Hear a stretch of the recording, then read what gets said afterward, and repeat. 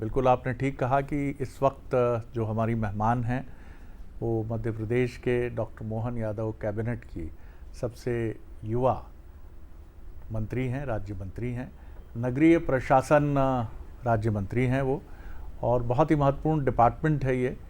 राजनीति उनकी लिगेसी रही है, विरासत रही है, लेकिन जैसा आप और हम सब जानते हैं कि राजनीति की राह आसान नहीं होती।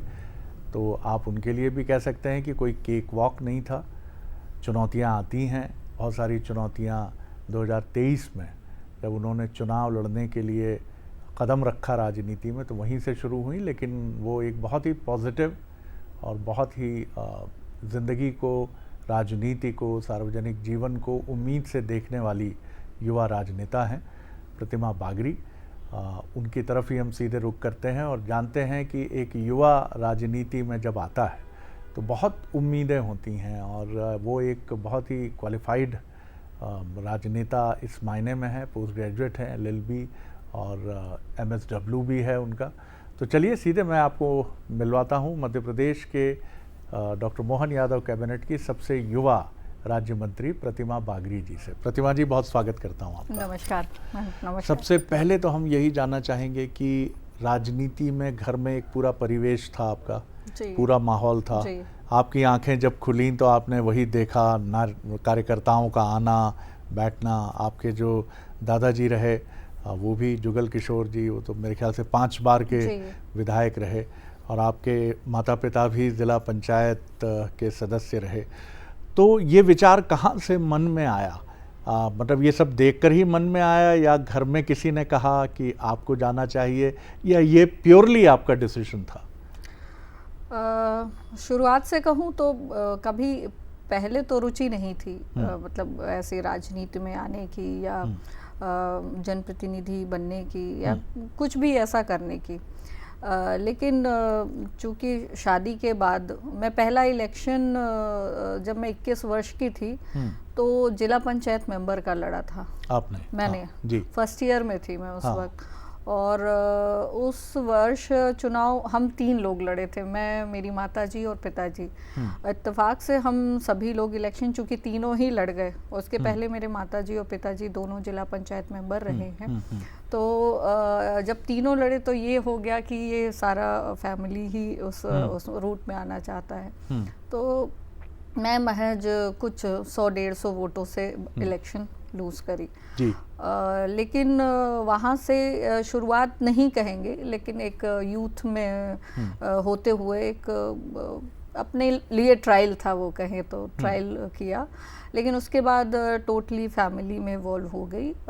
कुछ 2-3 सालों के बाद लगभग 2010 में ये इलेक्शन लड़ा था मैंने, और उसके बाद मूड स्विच हुआ और मैंने कहा पॉलिटिक्स तो नहीं करनी, बट भारतीय जनता पार्टी की विचारधारा को पढ़ा था और कहीं ना कहीं उससे बहुत बड़ी प्रेरणा मिली थी कि हमें संगठन में काम करना चाहिए और एक समाज को लेकर के जो हमारे समाज के लिए काम करना चाहते हैं, कुछ अच्छे काम करना चाहते हैं, अपने विचारों को आगे बढ़ाना चाहते हैं, तो उस नाते मैं भारतीय जनता पार्टी के संगठन में जुड़ी। और 2014 की जो सदस्यता अभियान था, जो अभी भारतीय जनता पार्टी का फिर से पुनः चल रहा है, तो 2014 की सदस्यता अभियान में मैंने पार्टिसिपेट किया और उसमें मैंने अपनी सक्रिय सदस्यता सुनिश्चित की, यानी मेंबर्स को जोड़ा पार्टी से। और उसी समय मैं संगठनात्मक पृष्ठभूमि में भी आई, महिला मोर्चे की कार्यकर्ता के रूप में काम करना प्रारंभ किया और महिलाओं के बीच निरंतर जाकर के जो हमारे संगठनात्मक कार्यक्रम आते थे उनको लेकर जाना, महिलाओं को जागरूक करना, राजनीति से तो नहीं पर संगठन से जोड़ने का काम, ये मैंने किया है। और उसी को करते हुए चूँकि कार्यशैली अच्छी थी, युवा थी, पढ़ी लिखी थी, तो चीज़ों को प्रेजेंट अच्छे से किया, तो लोग जुड़ते बहुत ज़्यादा थे। और आपकी जोड़ने की ही शैली होती है, चाहे वो संगठन में हो चाहे राजनीति में, अगर आप उसमें परिपक्व हैं तो निश्चित तौर पर आप आगे बढ़ेंगे। और उसके बाद बहुत से लोग जो आपको देख रहे हैं इस समय प्रतिमा जी, उन युवाओं से आप क्या कहेंगी कि वो क्या राजनीति को अगर चुनते हैं जी। वो राजनीति में आना चाहते हैं जी। तो हिचकते क्यों हैं? वो पढ़ाई लिखाई करने के बाद, ये सही है कि कई लोगों की पृष्ठभूमि नहीं होती राजनीति की, लेकिन आप क्या कहेंगे ऐसे युवाओं से जिनका मन है राजनीति में आने का? नहीं, मैं युवाओं को एक मैसेज ज़रूर देना चाहती हूँ। हम हमेशा देखते हैं कि पॉलिटिकली लोग पर्सन्स को, जो लीडर होते हैं, उनको ट्रोल करते हैं और कहते हैं कि ये बहुत गंदा दलदल है, इसमें जाना नहीं चाहिए। बिल्कुल ठीक कहा जी। अगर हम उस चीज़ को गंदा मानते हैं तो हम अगर अच्छे हैं तो हमें ये प्रयास करना चाहिए, हम अपनी चाहे एजुकेशन के माध्यम से हो या अपने थॉट प्रोसेस से हो, उसको साफ करना चाहिए। क्या उसमें गंदगी है, उसको आप क्लियर करो ना, उसको उस प्रोफेशन को अच्छा बनाओ ना, तो उसके लिए उसमें उतरना पड़ेगा। तो मैं सभी यूथ को ये मैसेज ज़रूर देना चाहूँगी कि हम पॉलिटिकली पर्सन्स को ट्रोल ज़रूर करते हैं, और अब तो मैं इस प्रोफेशन में हूँ तो मैं जानती हूँ कि किस तरह से कितना टफ है अपने आप को सर्वाइव करना, और हर चीज़ में लोगों की एक्सपेक्टेशंस बहुत होती हैं और उन सभी एक्सपेक्टेशन को फुलफिल कर पाना ये भी पॉसिबल नहीं है। तो इसलिए हम लोग किस तरह उसमें सामंजस्य बनाते हैं और किस तरह लोगों को भी ना कष्ट हो, उनकी भी प्रॉब्लम सॉर्ट आउट हो, और पॉलिटिकली भी हम लोग का कोई ड्रॉबैक ना हो, उसमें हम ट्रोल ना हो, ये प्रोसेस हम लोग लगातार करते हैं कि विकास भी हो, जनता का विकास भी हो, क्षेत्र का विकास भी हो, और लोग भी आपका परसेप्शन जो स्टैंड अप करें, उसमें कोई डाउनफॉल ना हो। तो यूथ को इस चीज़ में काम करना चाहिए और आगे आना चाहिए। बीइंग यंग लीडर और यंगेस्ट मिनिस्टर, मैं तो यही मैसेज करूँगी कि सभी यूथ को इस प्रोफेशन में आने के लिए ज़रूर एक बार कोशिश करनी चाहिए। आपके क्या विचार हैं, आप क्या सोचते हैं, चाहे वो आपने क्षेत्र की डेवलपमेंट को लेकर हो, अपने शहर के डेवलपमेंट को लेकर हो, या अपने देश के डेवलपमेंट को लेकर हो, उसको आप प्रेजेंट तो करिए। तो उसका एक माध्यम है, राजनीति उसका माध्यम है, और ये संगठन उसका माध्यम है। आप राजनीति नहीं पसंद करते तो संगठन से आइए, जैसे मैं आई हूँ, और संगठन में आने के बाद आपको पता चलेगा कि कितनी कठिन होती है परिस्थितियाँ जब आप लोगों के बीच जाते हो और उनकी समस्याओं को समाधान में करते हो। तो वो बहुत ईजी जॉब नहीं है, it is the toughest job. Toughest job, I do agree, बिल्कुल आपने सही कहा। और इसलिए भी टफ है कि जन अपेक्षाएं बहुत अधिक होती हैं, हिमालय की तरह होती हैं, और उनको पूरा करना बहुत आसान नहीं होता। आपने जब कदम रखा तो ये उम्मीद थी कि क्योंकि कुछ हार्डशिप्स तो आपको पैर रखते ही आई, कदम रखते ही आई, बहुत ज़्यादा। 2 जगह वोटिंग लिस्ट में सो कॉल्ड नाम आ गया कि रैगांव में भी है और दूसरी जगह भी है। सो कॉल्ड प्रॉब्लम नहीं आई, बट दैट टाइम परिस्थितियाँ अलग हो गई थी, क्योंकि व्यक्तिगत तौर पर अगर बात करें तो आदरणीय जुगल किशोर जी के पुत्र भी सेम इलेक्शन के लिए वो भी टिकट मांग रहे थे, लेकिन कहीं ना कहीं अगर वो सफल नहीं हुए तो उसका सारा ब्लेम उन्होंने मेरे ऊपर डाला एक बागी कैंडिडेट भी थी पार्टी तो, से। हाँ, डेफिनेटली। तो अब क्या हुआ उसमें, ये जो मल्टीपल जगह नाम होने का ये था, तो उसमें मैं खुद भी जब उस चीज़ पे जाती हूँ तो वो ये था कि अगर किसी का नाम प्रतिमा है और कोई भी हस्बैंड वाइफ जो मैच करा संदीप और प्रतिमा को लेकर, वो सब जगह ये मतलब दिखाया जा रहा था कि हम ही हैं, चाहे वो अमर पाटन हो, चाहे चित्रकूट हो। तो ऐसा तो है नहीं, पॉसिबल ही नहीं है कि आप kind of thing. ये तो उस समय आपको हटाने के लिए आपके लिए बिंदु कैसे ढूंढते हैं लोग, तो वो बिंदु ढूंढा गया था, ऐसा वास्तविक तौर पर कुछ भी नहीं था। जितना मैं आपके बारे में जानता हूँ और जितना मैंने समझा है, आप बड़ा पॉजिटिव जीवन के प्रति आपका दृष्टिकोण बहुत सकारात्मक है। ये आपकी अपब्रिंगिंग, आपकी परवरिश का हिस्सा रहा, या आपकी थॉट प्रोसेस, कुछ रीडिंग या कुछ स्पिरिचुअलिटी, कहाँ से ये चीज़ पर्सनैलिटी में है कि एक बहुत, मैं देख रहा हूँ कि इन सवालों का उत्तर भी देते समय आपके चेहरे पे कड़वाहट नहीं है? नहीं, बिल्कुल भी नहीं। मैंने चीज़ों को एक्सेप्ट किया है। डेफिनेटली स्ट्रगलिंग लाइफ रही है और कुछ भी चीज़ आसान नहीं होता। आपकी ज़िंदगी में अगर कोई चीज़ आपको मिली है तो उसके पीछे बहुत बड़ा हार्ड आपकी वर्किंग होती है, जो लोगों को दिखती नहीं। तो मैंने ये बिल्कुल आप सही कह रहे हैं कि पर्सनली मैं अपने आप को बहुत मोटिवेट करती हूँ और इस परसेप्शन पे काम काम करती हूँ कि जो मेरे हाथ पे है तो उसे तो मैं चेंज कर सकती हूँ, तो जो नहीं है तो उसके लिए सोच करके या उसके लिए अपना मतलब खून जला करके कुछ होने वाला नहीं। तो इसलिए बेटर है कि हम मूव ऑन करें और हम अपनी पॉजिटिव थिंकिंग से ये प्रयास करें कि वो पॉजिटिव में कन्वर्ट हो जाए। और धीरे धीरे चीज़ें वैसी होती भी गई। जब मैंने 2021 का बाई इलेक्शन लूज किया और वो भी 12,000 वोटों से, तो मेरे सामने जो अगले 2.5 साल का वर्किंग था, तो समझ लीजिए कि जिस दिन इलेक्शन का रिजल्ट आया और मैंने इलेक्शन लूज किया, वो रात में सो नहीं पाई। और सो नहीं पाई तो मैंने क्या सोचा कि या तो मैं इसको एंड अप मान लूं, क्योंकि अब लूज किया है तो आगे हो सकता है मौका नहीं मिले। ऑलरेडी पार्टी ने एक मौका दिया और जिसमें अपनी मैं परफॉर्मेंस नहीं दे पाई। और या तो मैं इसको बिगिनिंग मान लूं कि ये मेरे लिए बिगनिंग है और हार्ड बिगनिंग है, इसमें अपकमिंग टाइम में है या नहीं मिलेगी वो पता नहीं। बट अब ये 2.5 साल अगर मैंने काम नहीं किया तो फिर मैं डेफिनेटली नहीं मिलनी, पर अगर काम कर लिया तो maybe there is chance. और वो सिर्फ पॉजिटिव थिंकिंग का हुआ।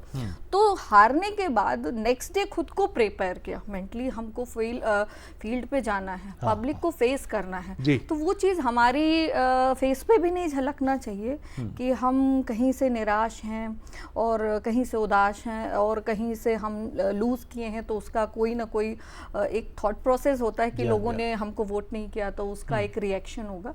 वो कुछ भी नहीं। तो हमने पहले खुद को प्रिपेयर किया, फिर पब्लिक पे गए।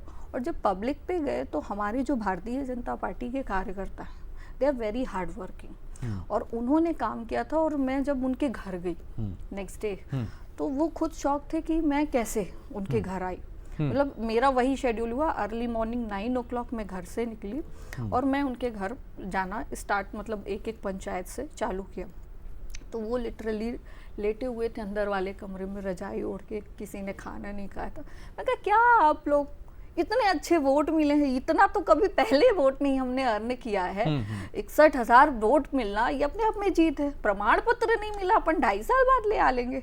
पर अपने बोला वो एनर्जी, वो पॉजिटिव थॉट और वो पॉजिटिवनेस का है, तो वो उनके अंदर भी ऊर्जा भरी और वो वाकई उठ खड़े हुए। तो मैंने कहा नहीं, इसका रिएक्शन असर हो रहा है और ये असर कर रहा है लोगों पे। तो वो उठे भी और वो खड़े भी हुए और उन्होंने उस चीज़ को बहुत अच्छे से प्रेजेंट किया। तो एक जो पूरे क्षेत्र में करंट दौड़ा कि मैं आज भी देख रही हूँ कि लोग इलेक्शन हारने के बाद कभी फील्ड नहीं जाते। वो एक बैर सा मान लेते हैं कि लोगों ने उनको सपोर्ट नहीं किया, वोट नहीं किया। और वो जो है उसके कारण ये हुआ कि सतना जिले के इतिहास में पहली बार ऐसा हुआ कि 36,000 प्लस वोटों से कोई जीता, और वो भी एक महिला जीती। तो ये मेरे लिए वो उस पॉजिटिव थिंकिंग का जो मैंने हारने वाले दिन सोचा था, और मैंने इसी मुस्कुराहट के साथ पर डे काम किया, इसी मुस्कुराहट के साथ। नहीं, ये बहुत दिखा ही नहीं, बहुत सच्ची बात है ये। और देखिए प्रतिमा जी ने कितनी ताकत के साथ काम किया, और ये एक युवा जनप्रतिनिधि का सभी राजनीतिक दलों के प्रतिनिधियों के लिए संदेश है कि आप वेरी नेक्स्ट डे जब आपको सफलता नहीं मिलती है तो आप अगले दिन से ही उसको ये माने कि सफलता की अगली कड़ी है आपकी सक्रियता, आपकी निराशा नहीं। तो प्रतिमा जी इसी के साथ आगे बढ़ी और चलती चली गई। बहुत अच्छी बात है प्रतिमा जी। एक चीज़ और जो बड़ी इम्पॉर्टेंट है कि आपका विभाग बहुत महत्वपूर्ण है जी। और विभाग के जो कैबिनेट मंत्री हैं वो भी बहुत सीजन कैंपेनर हैं। कैलाश विजयवर्गीय जी नगरीय प्रशासन के बारे में जितना जानते हैं, मैं समझता हूँ कि तो पार्षदी से चालू बिल्कुल महापौर इंदौर के, और इंदौर का आज जो स्वरूप है वो निश्चित तौर पर मुझे लगता है कि कैलाश जी का उसमें बहुत बड़ा कॉन्ट्रीब्यूशन है।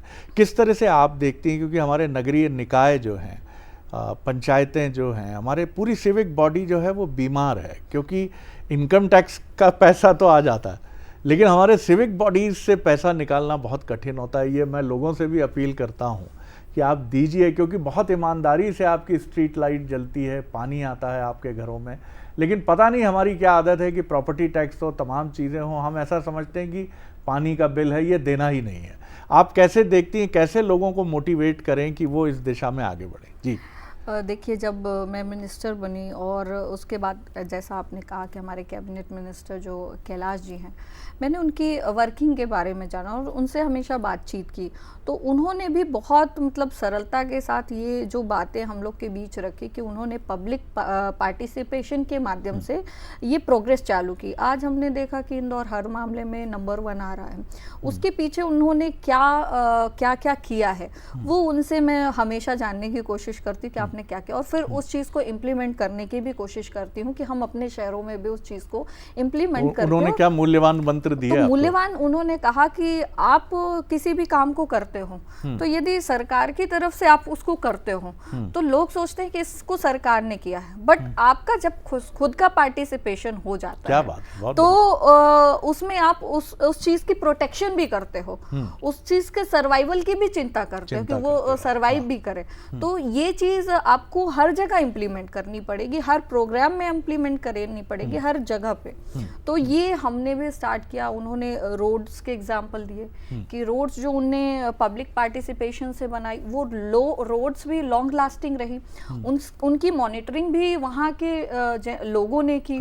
तो क्या होता है कि काम कहीं भी चालू होगा, एक जनप्रतिनिधि हर जगह नहीं पहुँच सकता, लेकिन वहाँ की लोकल बॉडीज प्रेजेंट रहती हैं। और ये मैं भी हमेशा कहती हूँ कि आप आज हमारी पंचायतों में जितने भी काम करते हो, चाहे नल जल के कर रहे हो, चाहे PWD के कर रहे हो, वहाँ के लोगों से मैं अपील करती हूँ कि आप जब काम चालू होता है, काम चल रहा होता है, दैट टाइम अगर आपको उसमें प्रॉब्लम है, अगर क्वालिटी का काम नहीं हो रहा है, देन इन देयर ही आपको कंप्लेन करना है। After completion you should not. तो इसलिए वो चीज़ वो करने लगे हैं कि अब कहीं भी काम स्टार्ट होता है वहीं आप, और फिर आप भी अपने पार्टिसिपेशन दीजिए, आपका जहाँ सपोर्ट का ज़रूरत है वो भी आप करिए।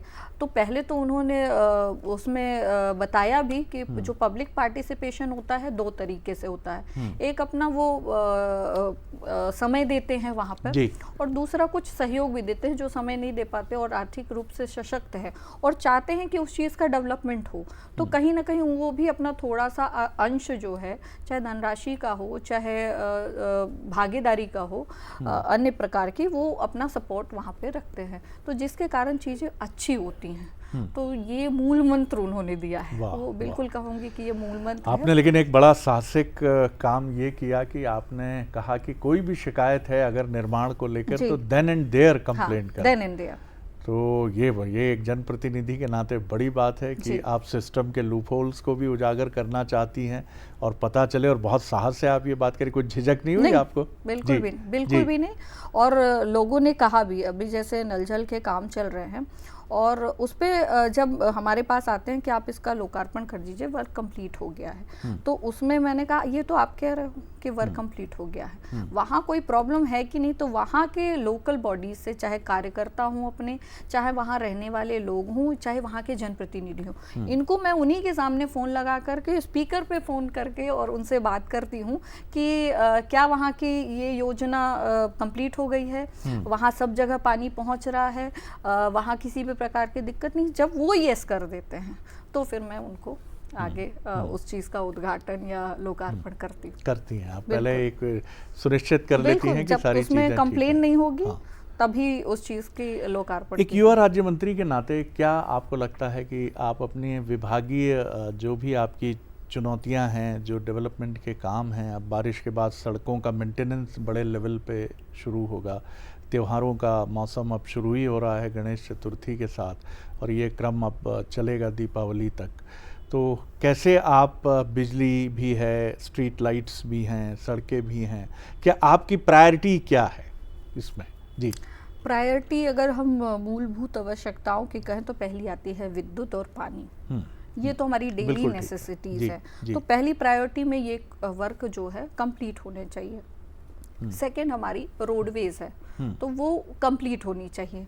और त्योहार तो देखिए आएंगे ही, उन पे हमारा फोकस है कि किसी भी प्रकार की असुविधा जनता जनार्दन को ना होने पाए।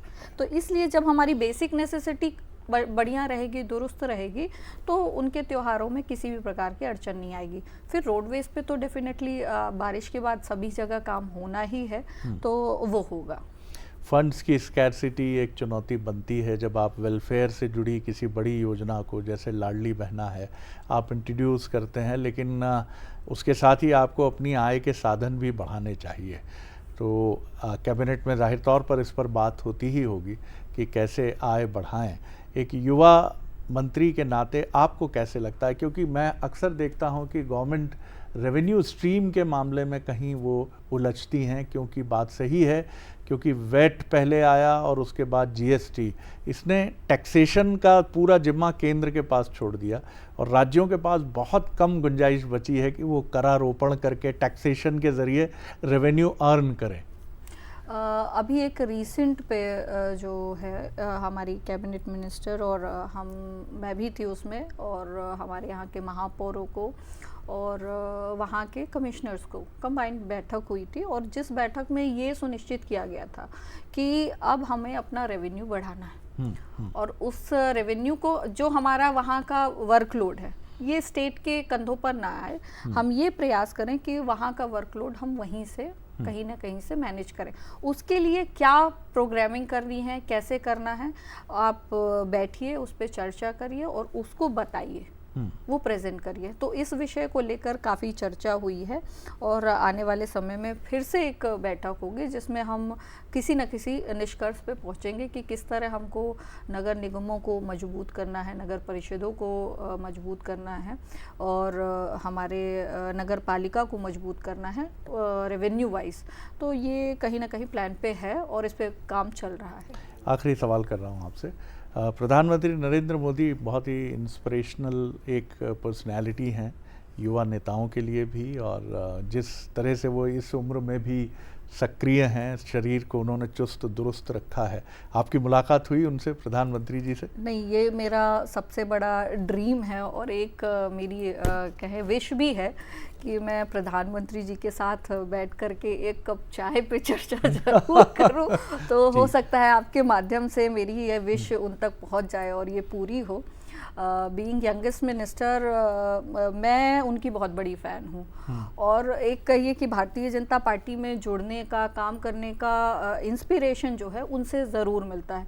और मैं उम्र को लेकर तो ये मानती हूँ कि age is just a number, बस आपको काम करना है, you need to move on. और अगर आपके अंदर काम करने की खुद में इच्छा है तो ये सिर्फ नंबर होता है, और अगर इच्छा नहीं है तो आप 50 में भी रिटायरमेंट हो जाते हो। बहुत अच्छी बात आपने कही। मध्य प्रदेश के मुख्यमंत्री भी बहुत तेज निर्णय के साथ आगे बढ़ रहे हैं। सिंधिया जी ने अभी बड़ी तारीफ की, और एक युवा मुख्यमंत्री हैं, बड़े सपने हैं, काफ़ी उम्मीदें हैं हम सबको उनसे। क्या क्या कहेंगे आप?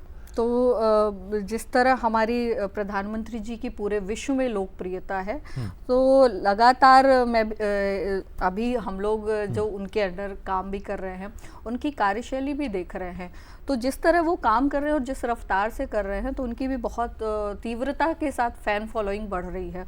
और डेफिनेटली अब लोग भी एक्सपेक्ट कर रहे हैं कि कुछ ना कुछ नया चीज़ कभी भी हो सकता है। डॉक्टर मोहन यादव कुछ नया करने वाले हैं। जी, तो हमारे मुख्यमंत्री जी भी, और बहुत ही उनको ज्ञान को लेकर भी कहूँ तो वो कब किससे क्या सवाल पूछ ले और उसका जवाब अच्छे ऑफिसर्स के पास नहीं होता है, हम लोग मौन हो जाते हैं। तो वाकई में ज्ञान से भी वो ओतप्रोत है, बहुत उनको ज्ञान है और निश्चित तौर पर उनके ज्ञान का उपयोग करते हुए मध्य प्रदेश आगे बढ़ रहा है और आगे और बढ़ेगा। अभी तक हमने किसान प्रधान तो है ही हमारा प्रदेश, किसानी के क्षेत्र में बहुत उन्नति कर रहा है, लेकिन अब व्यापकता से हम देख रहे हैं कि व्यापारिक तौर पर भी बहुत अपग्रेडेशन आने की संभावना है। जिस तरह से वो बिल्कुल लगातार इन्वेस्टर्स मीट हो रही हैं और आने वाले समय में उम्मीद है कि यहाँ भी बहुत सारे इन्वेस्टर्स आएंगे और आने वाले समय में मध्य प्रदेश भी एक बहुत उन्नति, जिस तरह महाराष्ट्र है तो उसी तरह का प्रदेश माना जाएगा। बहुत धन्यवाद प्रतिमा जी इस चर्चा के लिए, और मैं आपको बहुत शुभकामनाएं देता हूं। मैं सभी को, आपको और सभी जनता जनार्दन को धन्यवाद देती हूं कि आप सबके माध्यम, इस चैनल के माध्यम से मेरी बात जो है जनता तक पहुंची है।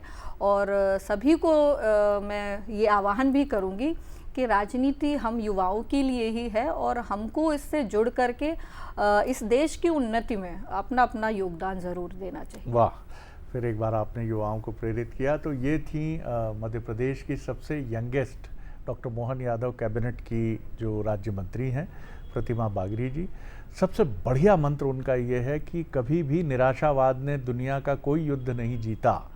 जब ज़िला पंचायत का चुनाव में सफल वो नहीं हुई तो वो रात तो भारी थी, लेकिन सुबह ही उन्होंने निराशा को झटक दिया और निकल पड़ी उसी तरह जैसे सुबह तैयार होकर 9 बजे वो चुनाव की तैयारी करती थी। प्रधानमंत्री नरेंद्र मोदी जी से वो मिलना चाहती हैं और ख़ुद प्रधानमंत्री जी को भी जब ये मालूम पड़ेगा कि सबसे यंगेस्ट मिनिस्टर मध्य प्रदेश की युवा मंत्री हैं वो, तो निश्चित तौर पर मध्य प्रदेश के किसी दौरे पर वो खुद भी ज़रूर, क्योंकि प्रधानमंत्री युवाओं से मिलकर काफ़ी प्रसन्न होते हैं और मध्य प्रदेश के मुख्यमंत्री डॉक्टर मोहन यादव की वो बहुत खुले मन से प्रशंसा करती हैं और कहती हैं कि बहुत ही ज्ञान से परिपूर्ण हैं, किस बैठक में वो क्या पूछ लें ये किसी को पता नहीं होता है और कई सवाल उनके ऐसे होते हैं जिसका जवाब बहुत विद्वान लोग भी नहीं दे पाते हैं। लेकिन मुख्यमंत्री इसको लेकर कहीं कोई, उनकी सिर्फ एक जिज्ञासा रहती है कि काम हम जो कर रहे हैं उसको लेकर जानकारी पूरी मुकम्मल होनी चाहिए। युवाओं का उनका कहना है कि आप राजनीति में आइए, चुनौतियां हर फील्ड में हैं, लेकिन आपको आगे बढ़कर इन चुनौतियों को स्वीकारना होगा। किनारे बैठकर देखकर सिर्फ राजनीति को कोसने से कुछ नहीं होगा। तो ख़ास मुलाकात में इतना ही।